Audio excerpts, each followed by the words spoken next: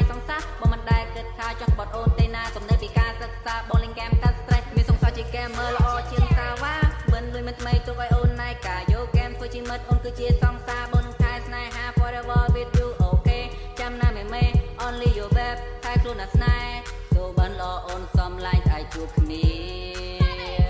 កុំរំណា baby មានអូនមួយមកមិនលួចមានពីរបើមានពីរបងលាទុកមួយនិយាយលេងទេសូមអូនកុំព្រួយแกមើលក៏មានចិត្តស្មោះយកแกកំដរលែបងស្រីទាំងអស់